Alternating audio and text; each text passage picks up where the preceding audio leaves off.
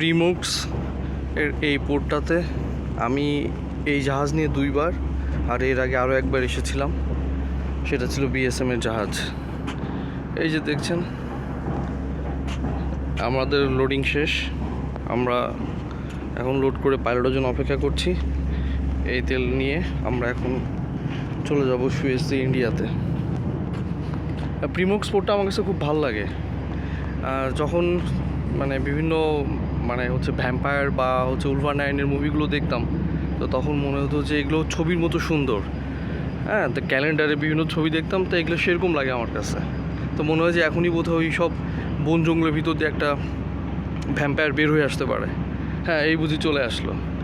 একদম মুভিতে যেরকম দেখা যায় বাস্তবেও ঠিক সেই একই রকম। এটা কোনোভাবে এডিট বা অন্য কোনো সিস্টেমের ভিতর দিয়ে যে করা, এটা বোঝাই যাবে না। একদম বাস্তব একটা অভিজ্ঞতা। আমরা আজকে চলে যাব কিছুক্ষণ পরেই এই পোর্টটা থেকে। আমাদের হয়তো বা সুয়েজ দিয়ে যেতে হবে। দেখা যাক ঠিকমতো নিরাপদে পৌঁছাতে পারি কি না, কারণ অলরেডি সুয়েজ দিয়ে পার হওয়ার পরে রেড সি পড়ে। রেড সিতে অলরেডি হুতি বিদ্রোহীরা কয়েকটা জাহাজ ডুবিয়ে দিয়েছে।